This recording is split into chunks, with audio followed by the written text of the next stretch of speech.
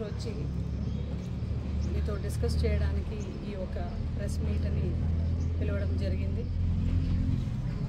మొన్న జరిగిన నామినేషన్స్లో కూడా మనం అందరూ కూడా చూసాం. కొన్ని అబ్జెక్షన్స్ కూడా నేను రేజ్ చేయడం జరిగింది. సవితమ్మ అఫిడవిట్లో కూడా హిందూ అన్డివైడెడ్ ఫ్యామిలీ యాక్ట్ కింద ఉన్న కేసెస్ కూడా ఆమె చూపలేదు. తన స్వంత తల్లి ఆమె పైన చేసిన ఆరోపణ కూడా ఆ ఒక కేసులో ఉంది, అది కూడా ఆమె చూపించలేదు. అదేవిధంగా ఒక DVC డొమెస్టిక్ వైలెన్స్ కేసు ఉంది. తన స్వంత వదిన ఆమె సవితమ్మ తన స్వంత వదినమ్మని హింసించి మానసికంగా శారీరకంగా ఆమె హింసించిన ఒక కేసు 51/2012 అనే కేసు కూడా ఆమె చూపించలేదు. ఇవన్నీ కూడా ఆరో దగ్గర సీరియస్ అఫెన్స్ కింద మేము కూడా రిప్రజెంట్ చేసాం.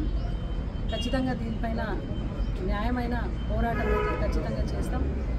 ఇంకా హైకోర్టుకి అయితే ఈ యొక్క కేసుని తీసుకొని వెళ్తున్నాం. ఎందుకంటే గతంలో కూడా చూసినాం, ఎవరైనా పర్సనల్గా ఏదైనా క్రిమినల్ కేసు చూపించలేదు తన అఫిడవిట్ లాంటి ఇది చాలా నేరంగానే సుప్రీంకోర్టు కూడా పరిగణిస్తుంది. కాబట్టి ఆమె పైన ఉన్న కేసు ఆమె చూపించలేదు. అటువంటి ఆ ఒక కేసుని కూడా అటువంటి ఒక కేసును కూడా ఖచ్చితంగా మనము న్యాయబద్ధంగా పోరాటం చేస్తాం. అదేవిధంగా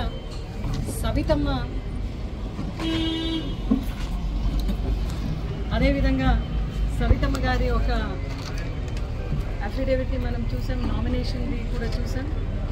ఈ యొక్క ఆమె నామినేషన్ ప్రొసీజర్, అఫిడవిట్ ప్రొసీజర్ని మనం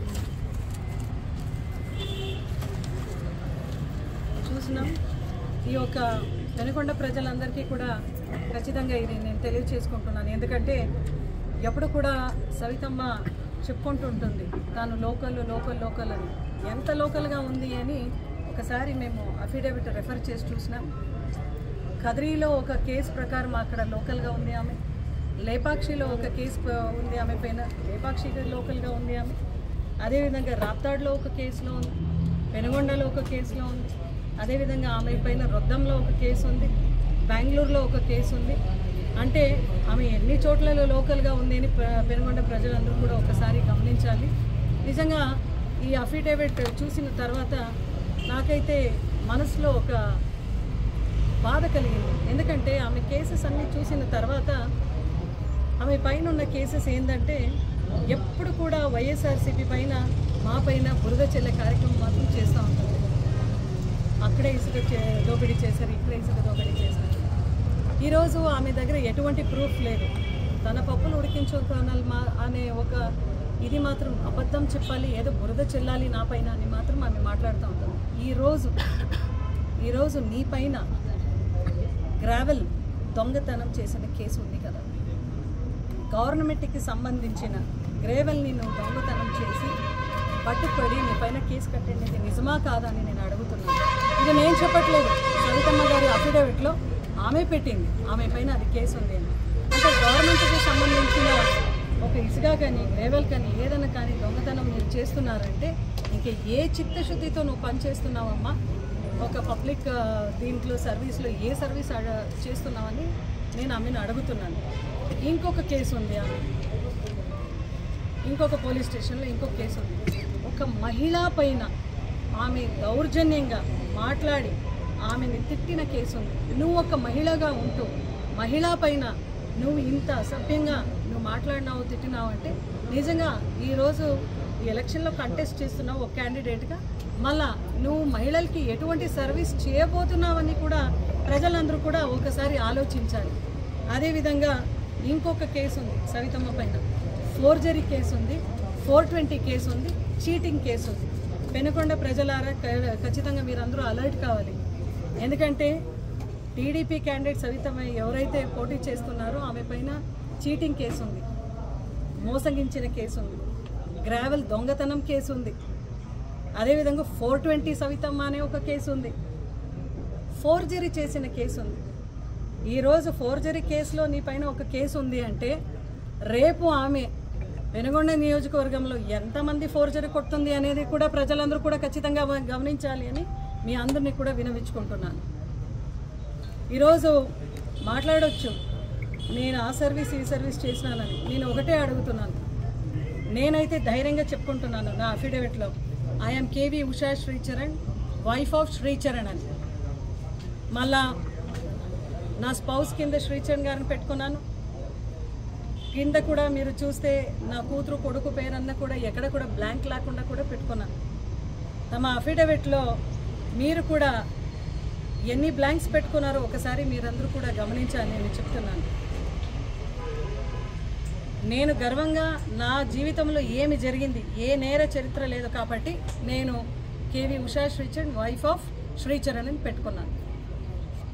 మళ్ళా పెనుగొండ ప్రజలందరూ కూడా టీడీపీ క్యాండిడేట్ వాళ్ళ అఫిడవిట్ చూసి అక్కడ ఏం పెట్టుకోండి అని మీరందరూ కూడా ఒకసారి ఆలోచించాలని గమనిస్తున్నాను. నేను ఎందుకు చెప్తున్నానంటే చూడండి, ఈ ఫస్ట్ దీంట్లో కూడా ఏసు సవిత డాటర్ ఆఫ్ రామచంద్రారెడ్డి గారు అని పెట్టుకున్నాను. నెక్స్ట్ దాంట్లో స్పౌస్ అని పెట్టుకుంటున్నాను. సో నేను ఎందుకు అడుగుతున్నానంటే, ఏ విషయాలు ఉన్నా కూడా మీ ఉషా శ్రీచరణ్ అందరికీ కూడా నా పైన కేసు ఉంది. నా అఫిడవిట్లో నా పైన 2 కేసులు ఉంది. Moral code of conduct case election టైంలో 2 నేనంటే పడని వాళ్ళు ఒక 2 కేసు అయితే పెట్టినారు. అది moral code of conduct case పెట్టారు. మీ ఉషా శ్రీచరణ్ అంటే పెనుగొండ ప్రజలందరికీ కూడా ఒకటే మాట చెప్తున్నాను, ఏ చరిత్ర ఉన్నా కూడా మన నామినేషన్స్ అఫిడవిట్లో ఉంటుంది. నాది ఉంది, ఆమెది ఉంది, ఆమె పైన ఎన్ని కేసులు ఉంది, ఎటువంటి కేసులు ఉంది అని మీరు ఒకసారి చూడాలి. అదే మీ ఉషమ్మ ఎలాంటి వ్యక్తి అని చూడాలి. ఈరోజు లోకల్ గురించి మాట్లాడే అర్హత ఆమెకు అసలు లేదు. ఎందుకంటే మీ పార్టీలో బాలకృష్ణ గారు హిందూపురం లోకల్ కాదు. మీ పార్టీలో రాయదుర్గం ఎమ్మెల్యే క్యాండిడేట్ రాయదుర్గం కాలువ శ్రీనివాస్ గారు లోకల్ క్యాండిడేట్ కాదు. మీ పార్టీలో ఈరోజు పొత్తు పెట్టుకున్న ధర్మవరంలో కూడా సత్యప్రకాష్ గారు లోకల్ కాదు. అదేవిధంగా అనంతపూర్లో కూడా దగ్గుబాటి ప్రసాద్ గారు లోకల్ కాదు. ఇన్ని రోజులు ఆడి పోసుకున్నారే మీరు. గుమ్నూరు జయరామన్ అని ఎంత పెంచుకార మంత్రి అన్నారు, ప్యాకాట మంత్రి అన్నారు, చెత్త అన్నారు. ఈరోజు మీ పార్టీకి రాగానే బంగారం అయిపోయిందా సవితమ్మ? రెడ్ బుక్లో కూడా ఆయన పేరు రాసుకున్నారు మీరు. మళ్ళీ రెడ్ బుక్లో డిలీట్ చేసుకున్నారా సవితమ్మ? ఏం మాట్లాడుతున్నారు మీరు? ఎలక్షన్ ఎన్నికల్లో మీరు దిగితే కరెక్ట్గా మాట్లాడడం నేర్చుకోవాలి.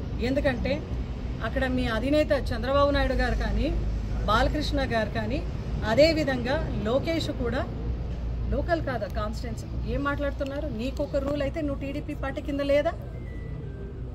అదేవిధంగా నాన్ లోకల్ పవన్ కళ్యాణ్ గారికి కూడా మీరు పొత్తు పెట్టుకున్నారు. హైదరాబాద్లో ఉన్న పవన్ కళ్యాణ్ గారు కూడా నాన్ లోకల్, ఆయన కూడా పిఠాపురం సీటు ఇచ్చినారు. మళ్ళీ నేను లోకల్ గురించి మాట్లాడే అర్హత నీకెక్కడుంది? ఇది ఈ ప్రశ్నకి ఖచ్చితంగా మీరు సమాధానం చెప్పాలి కూడా. అదేవిధంగా ఈరోజు కూడా పెనుగొండ ప్రజలందరికీ కూడా షార్ట్గా చెప్పాలంటే, నేను ఏదో ఒకటి వితౌట్ ప్రూఫ్ చెప్పడం లేదు, విత్ ప్రూఫే చెప్పుకుంటున్నాను. సవితమ్మ గారి ఒక అఫిడవిట్లో దాదాపు 15-16 కేసులు ఉంది అని ఆమెని స్వయంగా ఇచ్చినట్లయితే మనం చూస్తున్నాము. వాటిలో గ్రేవల్ దొంగతనం చేసిన కేసు తన పైన ఉంది అని తనే రాసింది. చీటింగ్ కేసు తన పైన ఉంది అని తనే అఫిడవిట్లో ఇచ్చింది. 420 సవితమ్మ కేసు ఉంది అని ఆమెనే పెట్టుకుంది. అదేవిధంగా ఫోర్జరీ కేసు ఉంది అని ఆమెనే తన అఫిడవిట్లో పేర్కొనింది. అదేవిధంగా మహిళా పైన దుర్భాషలాడి ఆమె వీళ్ళిద్దరూ కొట్లాడుకొని ఒక కేసు పెట్టిండేది కూడా ఆమె పైన ఉంది. అదేవిధంగా ఒక కేసు అయితే ఆమె మిస్ చేసింది.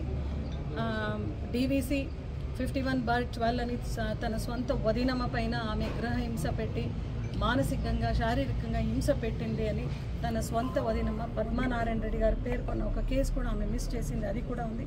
తన స్వంత తల్లి గాయత్రీదేవి గారు కూడా పెట్టిన ఒక కేసు కూడా ఉంది.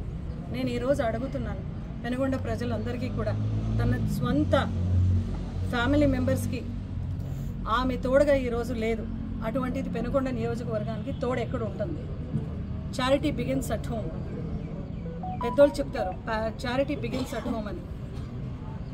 నీ అనేవాళ్ళని నా అని నువ్వు భావిస్తే మాత్రమే ప్రజలందరికీ కూడా నువ్వు ఉంటావు, అందుబాటులో ఉంటావని ఖచ్చితంగా ప్రజలు నమ్ముతారు. ఈరోజు పెనుగొండ నియోజకవర్గ ప్రజలందరికీ కూడా వాట్ ఈజ్ వాట్ అనే క్లారిటీ అయితే నేను ఇచ్చినాను. రాబోయే రోజుల్లో ఈమె చెప్పే కలిబిలి మాటలు కానీ, సుళ్ళు మాటలు కానీ, అబద్ధాల మాటలు కానీ, అంటే చంద్రబాబు నాయుడు గారికి ఎట్లా ఆయన తన మామని వెన్నుపోటు పొడిచినారో అదేవిధంగా పెనుగొండలో ఎవరు తన మామకి వెన్నుపోటు పొడిచినారు అనేది కూడా మీరందరూ కూడా గమనించాలి. జగన్మోహన్ రెడ్డి గారు నన్ను పంపించినారు ఇక్కడికి సర్వీస్ చేయమని. ఈరోజు కూడా నేను ఒక మంత్రి హోదాలో ఉన్నాను. నాకు బౌండరీస్ లేవు, నాకు బ్యారియర్స్ లేదు. నేను ఆంధ్రప్రదేశ్ రాష్ట్రంలో ఉన్న ప్రతి నియోజకవర్గాన్ని నేను ప్రాతినిధ్యం వహిస్తున్న ఒక మంత్రిని.